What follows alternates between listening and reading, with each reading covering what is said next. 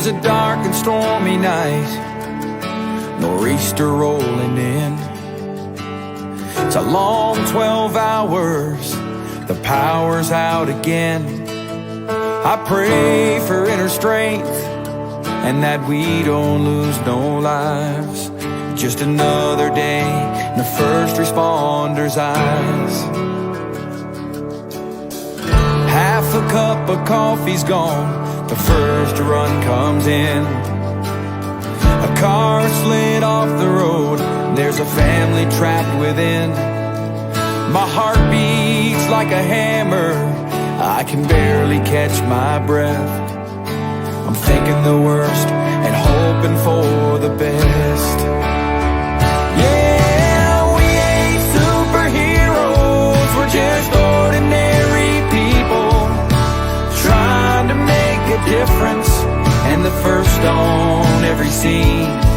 It's a heavy, heavy burden to carry all this burden when you can't unsee the things you've seen. It keeps going on when those sirens are gone.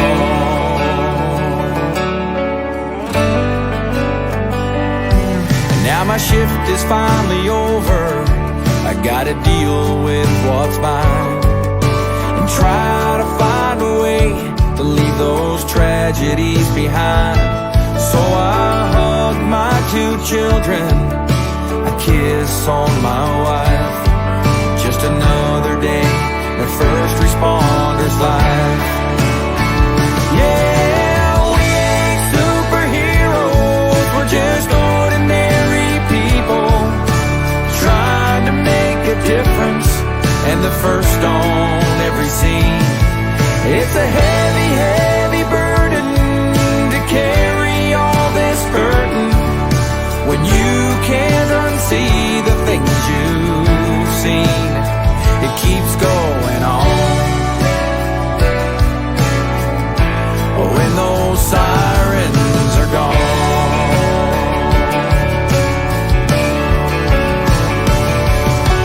Flashing lights fill the air, broken bodies everywhere. Another bad dream is stealing my sleep.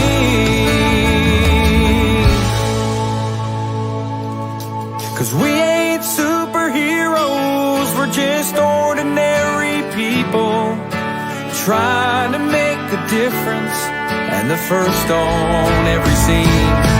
And it's a heavy, heavy burden to carry all this hurting when you can't unsee the things you've seen. It keeps going on when those sirens are gone. It keeps going on when those sirens are gone.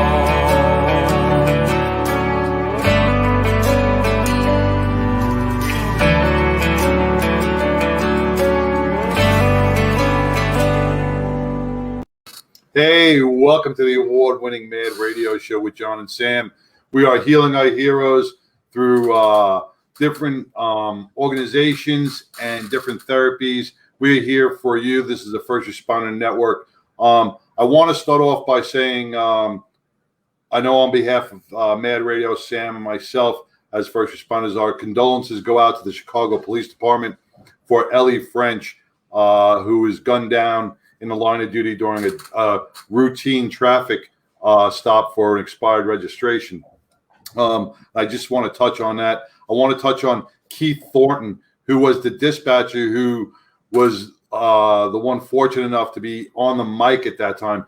You know, when we talk about our dispatchers and the stress that they go through, you know, Keith Thornton really held himself together during those moments of chaos. And if you had the chance to listen to the transmissions from the Chicago Police Department, they are bone chilling and they affect everybody. And Keith Thornton, the emergency dispatcher on point, you know, he kept his cool. He reverted back to his training, never lost a step, and was essential in setting up a perimeter and getting at least two of the suspects at that time apprehended. I don't want to get too political, but I think this is a direct result of Mayor Lightfoot's light crime policies, where our officers are worried time and time again about how they're going to be viewed if they do not become forceful. And these two officers were fired upon. Our prayers also go to her partner, who is battling for his life in the hospital. And I would, just on behalf of Sam and myself, this show is dedicated to Ellie French, the Chicago Police Department, her partner, and her family, and Keith Thornton, the emergency dispatcher. So God bless you all. You're in our prayers, and Mad Radio is here for you. Yeah, it's day after day, every week we do this, and it seems that we take a rise on the suicide number doesn't go up, but the crimes against our police officers are continuing to skyrocket. And if you watched the show last week, you heard me mention that the politicians are putting police officers and its citizens in a situation where it has the potential to turn even uglier. And what I mean by that is law-abiding citizens, John, like you and I. Hey, we served, we were there. We're average citizens now. We just got skills. And that we see very clearly the political overstepping into our now personal lives and into our children's lives, almost a dictatorship, what is going on in Dallas and Dallas County. And I didn't think that we were going to devolve this quickly from last week's show, just mentioning it. Right. And I have to say it again to all the sheriff's departments out there and to all the police departments out there. We all swore an oath to the Constitution of the United States of America. We did not swear an oath to our elected officials. Okay? Right.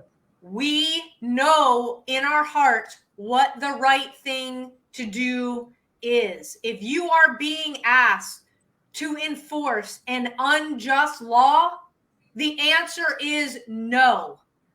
Could it cost you your position? Yes, but I guarantee you, the more you come out in numbers in your department, the more your chief will see, no, we're not playing that game, chief. We will not turn on the citizens of our communities that we swore to protect and serve. And I'm going to say it again. It cannot happen because the current powers that be, that's exactly what they have set this up to be. It's enough that we have to have eyes in the back of our heads where we got a call it early release, no bail. We've got a bail reform system that's a revolving door.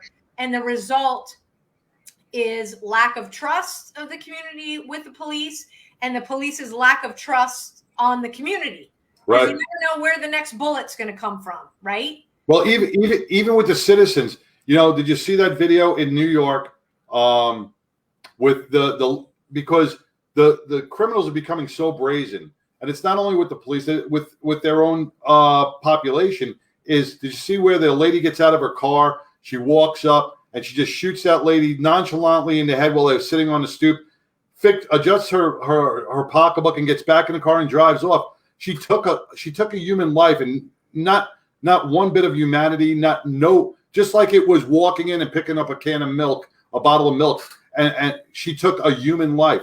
Now that happened in my old precinct, the 7-7 precinct in Brooklyn on Franklin Avenue, and it pains me to say or to think that humanity has fallen so far that it is so easy to walk up to somebody, put a bullet in their head with no remorse, no regret, no nothing, and walk away like nothing ever happened. That lady. How about those that did the same thing to the police officers, walked right up to the squad car that they were sitting in and put a bullet in a police officer. I mean, this is stuff that this is supposed to be the outlying crime, not the everyday.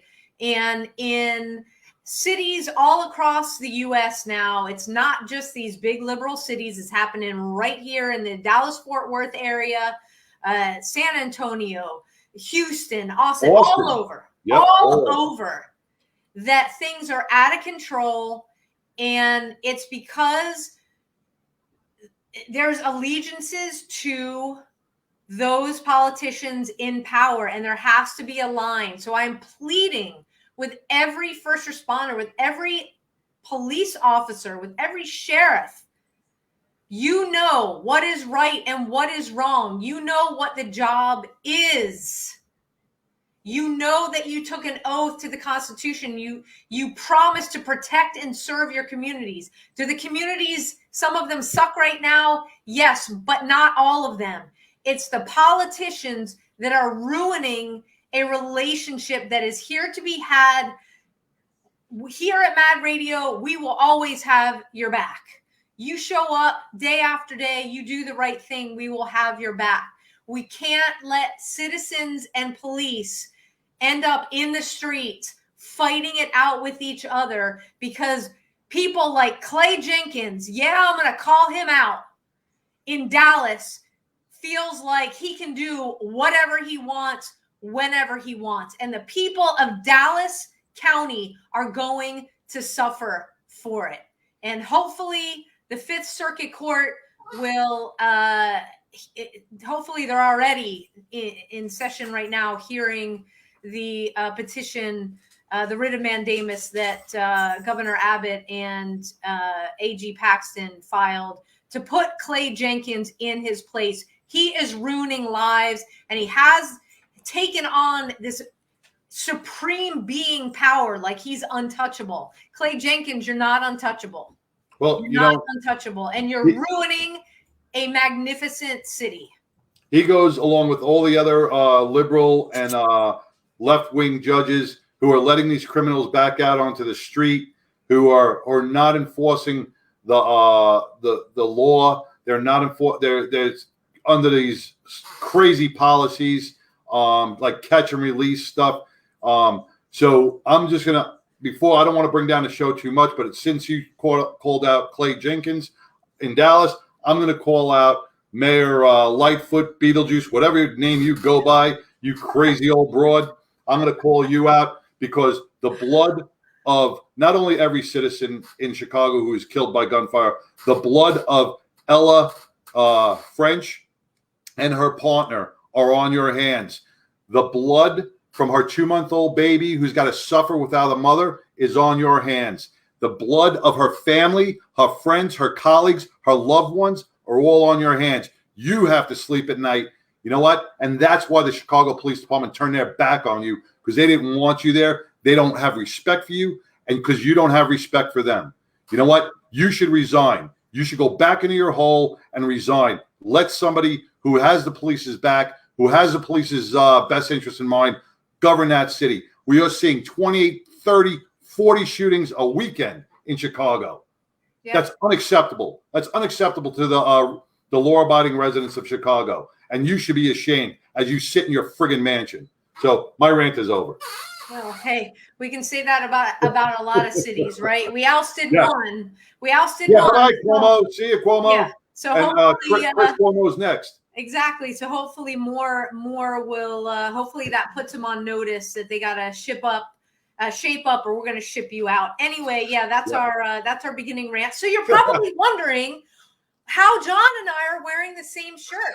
It was not planned. No, it was not. Logged on tonight. I was like, "Hey, bud, it's laundry day." So, it is. This is a very special shirt. We're gonna get into why we're wearing these shirts. But you know what? This show is about talking about all the stress that we know our first responders are under. Seems to be getting, I mean, I seems to be getting worse by the day. I don't know how much more we can take, but I just feel like, you know, we have skills to be able to diffuse and deal with this. And it's not always easy. And tonight we're going to talk to somebody who dedicated her life to serving our country in two wars. And she uses service to heal, to keep herself in a positive mindset. And it's really fuels her passion to do more and more and more. And John, you and I know that it's sometimes we get into a pattern of, you know, we take on too much when service is at our heart, right? Right. We both been there, but we also know that by pulling back, gaining priority, doing what we know in our heart is right, we always come out less stressed, feeling better, and this brain doesn't go all crazy all the time. And so after a year of college, our guest decided that she wanted to be a United States Marine. And she did just that. And she was first female, one of the very first in aviation ordnance. That means she put like bombs on planes and helicopters and all that cool kind of stuff. She served in Desert Storm and Desert Shield. And it is just an honor and a pleasure. I love to call her my friend. She does so much for her community where she lives and communities beyond. And we're going to talk about that tonight. So without further ado, please welcome Angel Carter to the show. Angel, welcome to Mad Radio. And folks, the comment stream is open. Wow, way to open up and make me blush. Like I thought I was immune to that being a Marine. Thank you. That was awesome. Love your shirt, by the way. Thank you. It wasn't planned. Yeah. But yeah, I felt like I wanted to wear the red to represent knowing that you're a Marine. And, you know, once you're a Marine, you're always a Marine. So I say that in the present tense. And John he must have like gotten the vibes through the airways. It's the vibes. It's the vibes. Yep. And I wore this one because it has Under Armour on it, as well as my Travis Manion Foundation logo. And it's such a comfortable shirt. So let's talk a little bit about, start off with your service. You know, it's a lot to put your mind to say, okay, I finished high school. I'm going to go to college. I have a plan for myself. And then wait a second, time out. I want to be a Marine. How did that happen? I lost both of my parents as a child. When I was 6, my father passed away. When I was 12, my mother passed away. And I went to live with a step family that raised me. And they had promised my mother that I would go to college. And that was always what was force-fed to me. And I just grew up knowing I was supposed to go to college. And that's what I did. I had no idea what I was going to major in, but it was not a big deal because the first 2 years you take general studies. And after a few months in college, I realized what I really wanted to do is be a Marine. And I met other Marines when I was in college, and they walked taller, held their shoulders back. They had a sense of purpose, a sense of pride. When they met another Marine, that was family. And they took a lot of pride in serving their country and in what they did. And it's kind of like it's esprit de corps. So in the big ball, there was all of that. And I wanted that. I wanted to serve my country, have that purpose and have that camaraderie. And well, let me ask something, Angel. When did you enlist? What year? I enlisted in 1989. And at that particular time, recruiters only got credit for male recruits. They did not get credit for female recruits. So I was having a problem getting the male recruiter to talk to me as a female. And I knew I was going to have to drive out of my area to somewhere else. And I figured, okay, I need to go home, have a talk with my parents, let them know what my plans are. And I showed up with a bag of laundry and it was in the washing machine. And I was going to open up easy with, I'm thinking about joining the military. And my stepmother, who raised me with burning bras and marches and glass ceilings, is all of a sudden telling me, well, you can join the Air Force, but you can't join the Marine Corps. That's for men. And I kind of had to take a deep breath at that point, because I really felt like a brick wall had landed on me. And I told her, but I want to join the Marine Corps. And the conversation ended with a lot of words we can't say on air. And I had to get my clothes out of the washing machine, soaking wet, put them in a garbage bag, and take my butt back to Greenville until I came to my right senses and abandoned the idea. So Monday morning, I'm getting a knock on my door. And this is back in the days when dinosaurs roamed the earth and we had pay phones. There's a call for me on the pay phone out in the hallway.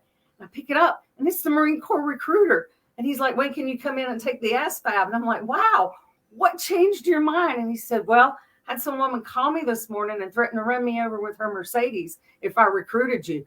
So that was just like throwing a red flag. And Well, back in '89, things have changed a little bit since then. We do have a lot more females in the military. It's opened up, and a lot of changes have been made. But back in '89, not so much. So going to a Marine boot camp, were there many other females in boot camp? Or, I mean, how did the segregate? Because right back then, different bunks, how did it work? Back then, all the women went to Parris Island. It's only been recently that we've had women graduating from California, and I am so proud. But there are 4 battalions. 1st, 2nd, and 3rd were male Marines, and 4th was female Marines. We had our own chow hall, so we did not eat with the male Marines. The only times we would encounter male Marines were when we went to Sunday services, when we went to medical, and when we went to rifle range, or if we had a male Marine as an instructor, such as somewhere like the rifle range or the pool or elsewhere. So that's how it was segregated. And each platoon is part of a company. So I was part of one platoon, 4027. Then there's another platoon, 4026, and we're both part of Oscar Company. So all the 4th Battalion Marines were women. We now have males who are graduating from 4th Battalion in Parris Island. And I know when I was in service, there was a federal law at that time that no more than 6% of the Marine Corps fighting force could be female. I do not know if there's anything in place at this time or what that number would be if there is.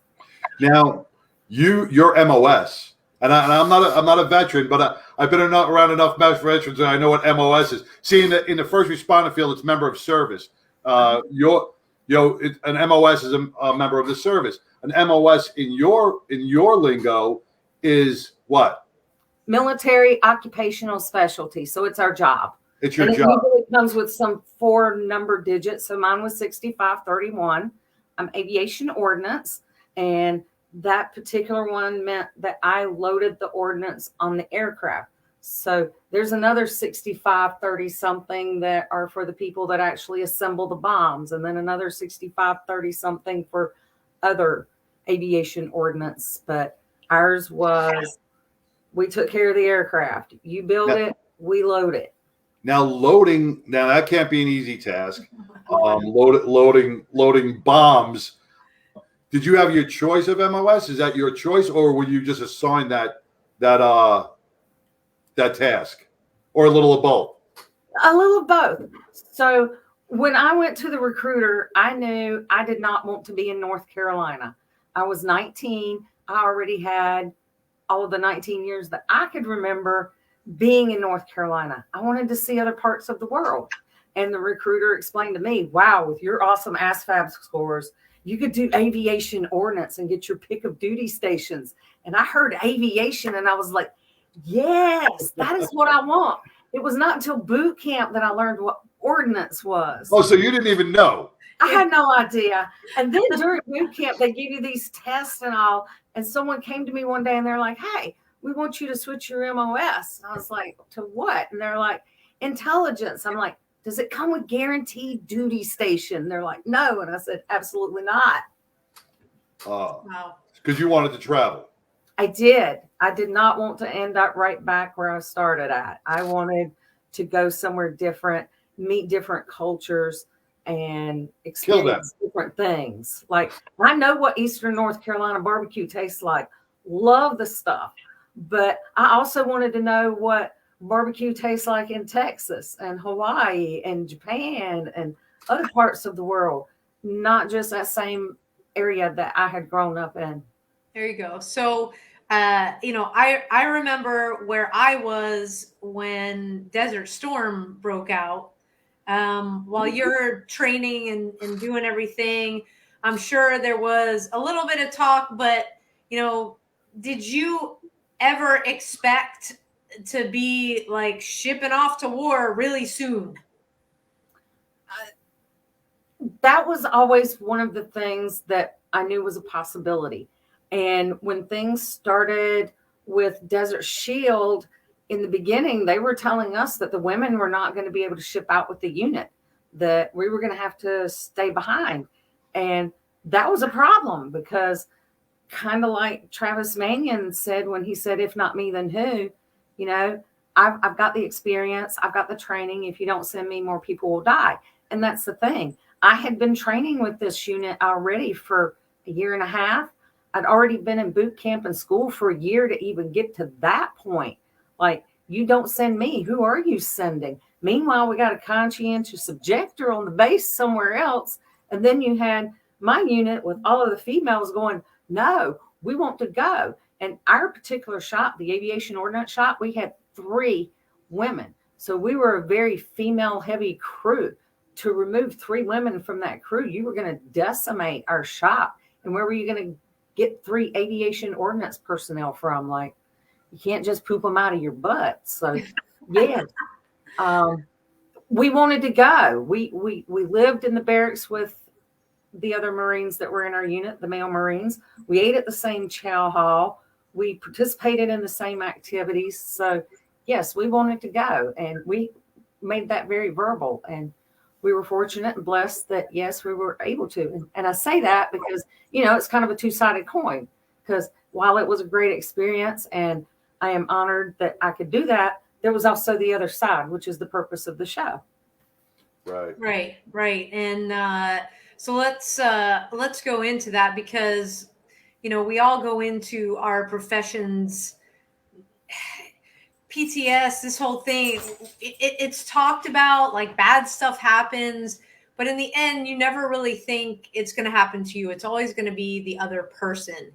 And you had an experience, left a lasting effect to this day. And it's, I'll say, it shaped you and molded you. It forced you, if you will, to really dive deep into treatment, find your passion, find your purpose in life again, and be able to move on. So can you just take us through that? Not details, but just general. Exactly. So during Desert Shield, Desert Storm, I experienced military sexual trauma. Afterwards, once we returned to our base at Kaneohe Bay, Hawaii, I ended up being stalked. That particular Marine tried to kill me, and he was discharged, and nothing else ever happened. I didn't know there was any treatment. I was just kind of pull yourself up by the bootstraps and keep on going kind of person. And over the years, back before y'all met me, I was about 250 pounds at one point and on the couch and on all kinds of drugs from the VA to help me feel better. And then it was through going out and walking on the trail and being active in my community and starting to give back that I got off the couch. I got off of the pills, most of them, and I've been able to find a purpose and reason. So there's a purpose and a reason and a drive for me to get off of that couch each day, whereas there were years that I had trouble getting up, walking the dog, brushing my teeth, and getting 1 meal a day. So yeah. And were you always a spiritual person? Because we had talked about this before, about how your spirituality, at least now, plays a big part. But back then, were you as well? I was not on that kind of spiritual path. I was a very angry person. I was mad at God. And I actually had a conversation with the preacher one day, and he's like, well, that's a good thing. At least you still believe in God. Oh, well, that sheds some new light on it. Yeah, I traveled the same path, so I totally understand. I've never heard it put that way, and wow, that's really helpful for me. So thank you for that. Yes. Angel, I just want to interject real quick. You said you sat on the couch, and that's all you did, right? You were on medication, but and there's probably a lot of our veterans and first responders that are in that same boat, sitting on the couch right now, unable to get up and move because of the past traumas. What was your aha moment on the couch to say, I got to get up now? It actually went beyond that. I was that person that everyone would say, oh, well, she's up by the crack of noon. And the problem was I couldn't go to sleep at night because of the nightmares. And then when I would get to sleep, I was kicking, screaming, and fighting all night, so that when I got up, I was just too tired and exhausted to do anything else. So my aha moment, it was a long road. It was a long process, and there were a lot of people that were examples for me. And I finally looked around one day, and in my head, I was like, I want to be like the Sams of the world and the Johns of the world, and not my ex-husband who died on the couch because he gave up on life. That's where my life could have gone had I not got up off of my couch. He had become the person that I was becoming, where he was pushing away family. He was pushing away friends. He was pushing away everyone that was absolutely closest to him, including his daughter, my daughter. And I watched how much the people around him suffered. And then I realized that I had been building these walls for years myself and pushing people away, trying to stop the pain. Because if I loved you, I was convinced that you were going to die or something awful was going to happen, and there was going to be more pain. And the more people I knew, the more pain there would be. So I just kept gradually doing what he did. And when he died, it was kind of like an aha moment for me that I'm the only one left for my daughter now. Like, I have to be the example. I can't just say, do as I say. She's going to look to me for do what I do. So, and there was also something that happened spiritually about that same time. I pulled up at my brother's house in North Carolina, and I used to have this big kicker in the back of my car. And y'all seen my car. It's like a roller skate. It's a Smart 4.2 for anyone wondering. And this thing would take up a massive amount of room, but it gave me that big bass because I'm all about that bass, that treble. And it had some less than godly music playing. The kind of stuff they don't play on the radio. It's called trap music. And my brother looked at me, and he knew I was raised in church, and he said, he quoted loosely something from the Bible, and I'm going to butcher it right now, but it was pretty much, you can't serve two gods. You're going to love the one and hate the other. So what he's saying was, even though I may have a godly heart and a godly upbringing, by that music that I'm putting out there, I'm suggesting otherwise. And somehow that kind of stuck with me. It was like that mustard seed that was planted. And that kind of goes into what I do now, because for me, I like to think that I'm planting seeds to make fruit. Like the people that I'm planting the seeds right now, they may not realize it, but someday that could come back and they may do great things because they didn't commit suicide, or they saw where they could give to their community, or they knew that, hey, if Angel could do that, certainly I can do that. Then Angel, me and you met a few years back. When you started doing the fish Fish Creek cleanup. Fish Creek. I keep saying fish kill, and I don't know why. Well, that's because fresh kills for you and I. That's really weird how that sticks in my head. The fresh kills landfill. But Fish Creek Park, you gave back so much, and that has grown into such a huge community event. And now you took on so much more. You've really steamrolled into so many different. How many hats are you wearing? So take us through real, just some of the organizations that you have been leading this fight in. Okay, so on top of being the founder and coordinator of Fish Creek Cleanup Challenge, which is an Operation Legacy with the Travis Manion Foundation. It is also a Martin Luther King Day of Service project with the mission continues, where I am one of the Dallas-Fort Worth platoon leaders. Over much of the past few years since we've met, I've also been on the board for New Day. We feed children from Arlington ISD from food insufficient homes. I have recently rolled that over because not only do I have 9/11 Heroes Run coming up in September, I also have Operation Enduring Service, October 9th, the prep day of September 18th. I am also on church board, trustee at church, and praise team at church, which I'm not there tonight because I'm here with y'all. And then I do various things throughout the community. I help with the homeless. So every so often I'll be collecting things at church to take to the people here in need.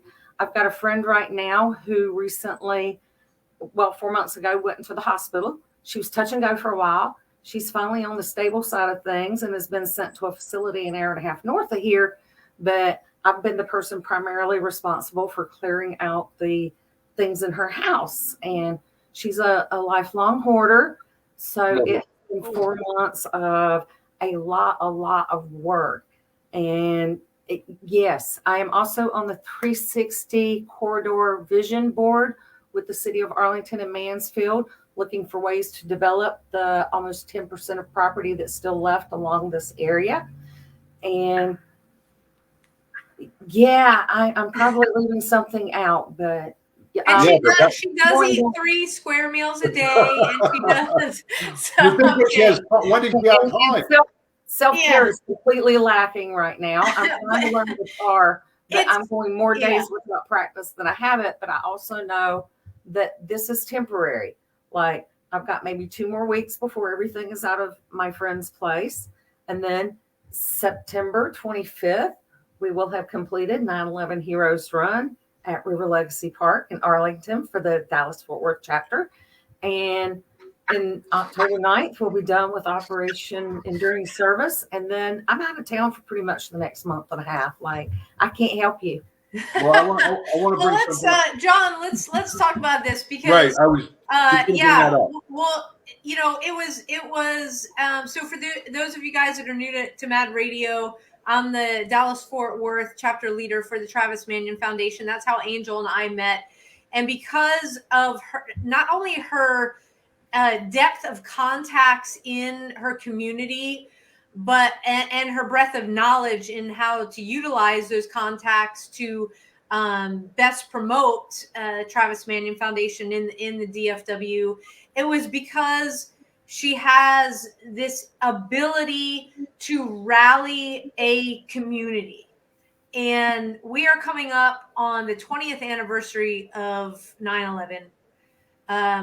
It's why I got involved and took a leadership role in Travis Manion Foundation, because year after year, you know, the people were forgetting, you know, yes, it's Patriots Day, but it's, it's 20 years, right? I mean, you talk about Desert Shield and Desert Storm and people are like, wait, what? You know? And 30, exactly. And we have made a commitment, meaning Angel, me, and the entire coordination team for the Travis Manion Foundation 9/11 Heroes Run, to make sure that we do right by our veterans and first responders for that day. And collectively, we decided, you know, because September 11th is on a Saturday and most likely there's going to be a million other events, we were not going to compete with that. We were going to let families do family things. We were going to let people do what they needed to do. You know, the stair climb is huge in Dallas. And we wanted those people for the entire month to be able to pay tribute and honor those that we lost, that volunteered, that answered the call after 9/11 and said, hey, I want to serve or I want to re-up. But also those that we lost on that day, our first responders. And I couldn't ask for a better race director. And Angel, why don't you tell everybody what the 9/11 Heroes Run is about this year? So the 9/11 Heroes Run is 5K or 1 mile, and we have a run, ruck, walk, and it is for anyone who wants to come and honor and remember, volunteer, and cheer. We were there to remember the lives lost that day and since, the heroes of our country. And last year, and even just, it is very emotional. Like year before last, I helped with setup, but I was gone some point during the race because I had to be to church. So last year was my first year being there from beginning to end, and it was quite profound. And then even just today, I was sending out some press information to some local reporters, and I was watching one of the videos on YouTube, and I was just getting goosebumps. It's like, I want everyone to come and experience that deep Got my rock. honor and gratitude. Yeah, John's got his rock. Yay! There you go. I've got mine downstairs, proudly displayed. Yes. I didn't make myself a rock, so Well, I've because got you're one the that rock I- star. Yeah. I will not have time for rocks this year because this year we do have a limited number of people that can attend the 9/11 Heroes Run Dallas-Fort Worth, and that is 500. So we're roughly looking at 450 volunteers. 450 participants and 50 volunteers. So, but it's kind of like throwing that red challenge flag for me as well. Like last year was 200. That's pretty doable. We've been able to beat that with Fish Creek Cleanup Challenge. And I'm like, all right, 500. So the glamorous life of Angel these days is getting up at 5 a.m., checking emails, starting social media. And then I am either beating feet, going to local running shops, fire departments, police departments. If I'm grocery shopping, I've got the poster right there clipped to my grocery cart. I've got the chalk stuff on my rear windshield. It's I eat, breathe, and live 9/11 Heroes Run right now because I want as many people to have that experience that I had last year. I want to plant that many seeds again. And I've got such an awesome planning team. So Sam here is on the planning team, as well as we've got Chris Crocus as the co-race director. And we've got an amazing bunch of people assembled. So I have no doubts we will get 500 people total. But yeah, I'm out there burning both ends of the handle trying to get there. So these were the volunteer shirts from last year. Yes. The runner shirts are blue, and every year Travis Manion Foundation creates a new shirt. So when you sign up for the race, you will get whether you can volunteer, you can sign up as a volunteer and participate. You get 2 shirts, but it is a unique design that is, I'll say, very rarely repeated. And it really is a way that you just will never forget being a part of this. And I'll brag on us for just a second. Is like we do it right when it comes to our guest speakers. Because it's people that were there. It's people that experienced the hardship, that lost friends, that have overcome a lot. And tell us who we have this year. Okay, so I was very excited. One of our sponsors, USAA, also has someone that works there. His name is Carl Kenneth Morgan, and he is a 30-year retired Army Sergeant Major. And he was in when 9/11 happened. He was in during several of the campaigns since. He was in charge of various units, and he is now retired and working with USAA. And then very excited because we also have John Wayne Walding, who was born on the 4th of July. So that right there just says American Pie. But his story is he was in a 6-hour firefight. 2 hours into it, his leg got blown up. So they tied it on, put a tourniquet on. He fought for another 4 hours before he was rescued to safety.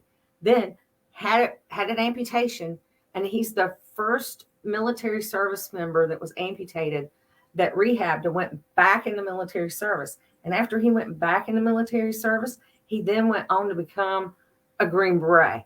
So I was just like, wow, how can we get him to speak there? And he is also one of the co-founders and CEO of Live to Give, and they are providing our water and ice for this year's run. So yes, and SAA is our title sponsor. So in keeping with, we're trying to keep the numbers bare minimum, given that we have 450 to 500.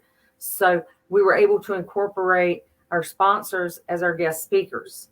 And I thought it was brilliant that it even worked out that way. Now, Angel, correct me if I'm wrong. When you hit that 500 mark, and though we are in a somewhat unrestricted but restricted, and some people are still fearful of the pandemic, they can participate virtually as well, correct?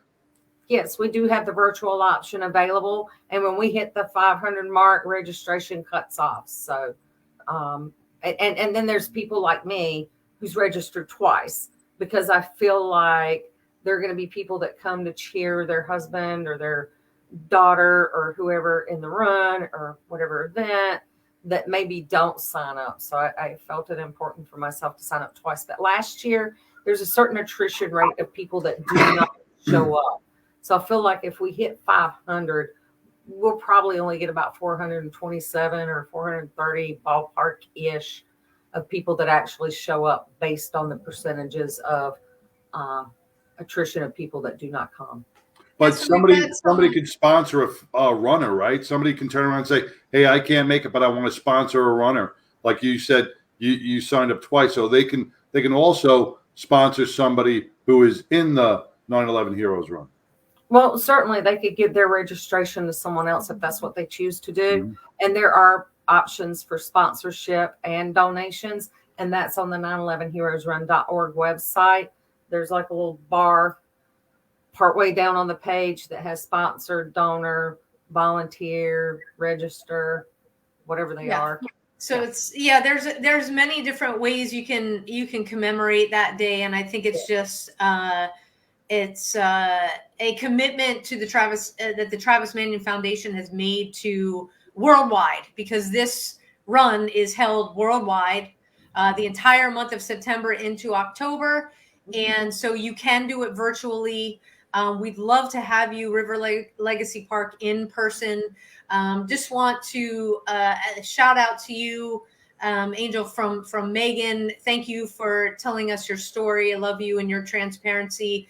And also from Chris, who says, thank you guys. You know, it's a tough time of year for some of us, and it's important that first responders show up on the 20th anniversary. Me, myself, I have no idea what to do that day, but I'll show up. So thank you, Chris.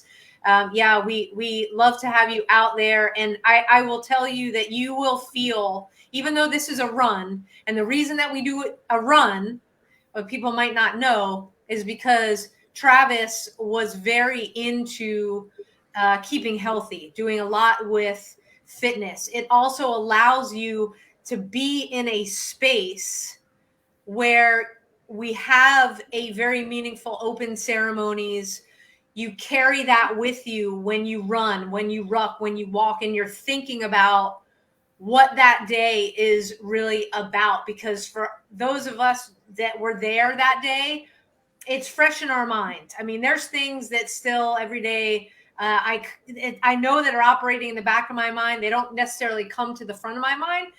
But I also, John, you and I, we've talked about this. I sense as the days lead up to September 11th, you know, I'll say my frustration quotient is a lot less. I have less runway. But you know, my family knows that, and I catch myself now. So it's building the awareness. So anybody that comes out, we want you to know that you are family to us. The Travis Manion Foundation, like I said, I didn't just willy-nilly say, hey, look at this Travis Manion Foundation. I'll go join this.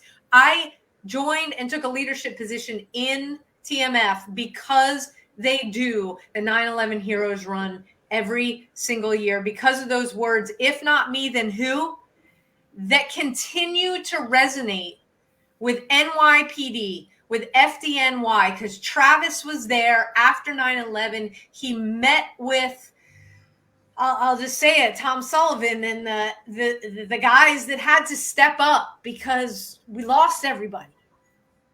There wasn't anybody. Chris Hess, who's on with us now. And Chris, I'm just going to give you a big shout out. Chris is retired NYPD. When we're talking about Ruck Run, Chris is an avid bike rider. You can follow him on his page. He rides to relieve those memories. He rides for his stress levels and his post-traumatic mental health. So Chris is an inspiration to a lot, because he was down that rabbit hole at one point. He got out. He climbed out, and he's on the road to recovery. So, Chris, thank you for tuning in, because I know this is very important to you as well, being retired NYPD and being at Ground Zero as well. And he found his outlet, just like Angel, you found your outlet, and people at the 9/11 Heroes Run will find their outlet as they walk, ruck, or run. So, thank you. Yeah. Angel, we always ask our guests, we're about healing our heroes. For the next minute or so, if you can say anything to everybody listening, the stage is yours right now. What would you say? What would you tell them? I know for me that I went out with a heart to give back, but I have gained so much more in return than I ever thought I could. So for me, I would say try to soften some of those walls. Get out there, be part of the community, love your family, and see where you can make a difference. And ask yourself every day, if not me, then who? Excellent. That's awesome. You can't get a better ending than that. Exactly. You got it. Thank you so much, Angel, for spending the time with us, for talking about I'll just say Angel on a mission, because she truly has a healing and a giving heart, and she does it by service. And Angel, you're just an incredible example of just a true selfless warrior, a warrior for yourself to keep your mental health going in the right direction, but you also care so much for others. And just, for me and John, personally, just thank you so much, really. And I'll be talking to you tomorrow. Yeah. Yes, we get to do that tomorrow. That'll be fun. Yes, we do. Planning committee meeting. So until then, Angel, thank you so much for coming on. Thank you, Angel. Thank y'all for having me. It's been a pleasure. All right. God bless. Pleasure. All right. All right. Wow. Another quick hour.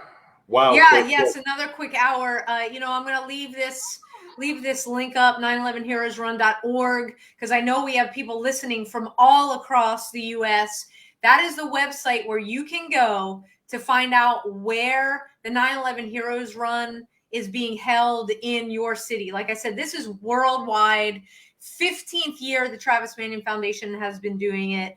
So it really is deeply ingrained in an honor and a tradition that we take very seriously, and we give from our hearts to do it, because that's what it's all about, honoring the men and women who paid the ultimate sacrifice. And while subscribing to things isn't really a sacrifice at all, it definitely helps us. So if you're part of our YouTube family, thank you so much.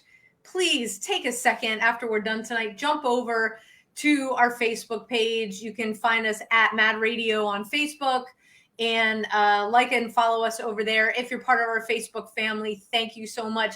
Jump on over to the YouTube. You can find us at Mad Radio Texas. So that's at Mad Radio Texas. 200 is the magic number where we get to have our own channel, like with our own name. Now, after our rant tonight, I don't know that that's going to happen. We might be taken down. Just saying, don't know. But anyway, if you wouldn't mind, jumping on there and following us on the YouTube, that would be fantastic. And, for everybody out there, you are not alone. Angel said it best. It's not necessarily about having an aha moment. It's about making the commitment to get off the couch, to take this necessary steps to reach out for mentors. If other people that you can see struggling can make it through, reach out to them, let them know. And at a badge of honor, it's a foundation that John and I started. You are never alone. You can reach out to us. Scroll down. We've got the list of resources. They are one click away, just like we are one phone call away for you. And hey, if you like what we're doing here and you want to give back, please check us out at badgeofhonor.com. And it is, it's passion and a purpose, right, John? So It's our mission to continue to serve and give back to all of our first responders out there. And, every week I say this, you guys don't get enough thank yous. So to all of our law enforcement officers, EMS, dispatch, all of our first responders out there, thank you. We love you. We are praying for you every day. And please, please, please remember, the majority of your community will always have your back. So pay attention to the orders that you're receiving. John, take us home. All right. I'm just going to real quick. If you want to say thank you, you can do. If you want to say thank you to our law enforcement community, you can come out Saturday in Frisco, Back to Blue 2. Go to Facebook, has all the information. It's going to be a huge parade to thank our police officers and our first responders throughout Texas. That's on Saturday, August 14th. The only thing I want to say is please keep Ellie French's Chicago police officers family, her brothers and her sisters in Chicago Police Department, and her partner in your prayers. Today is not the day to give up. And thank a police officer, thank a first responder. That's it. The show is dedicated to the Chicago Police Department and L.E. French. Thank you, Chicago. Thank you, everybody. Until next week, be safe. Take care.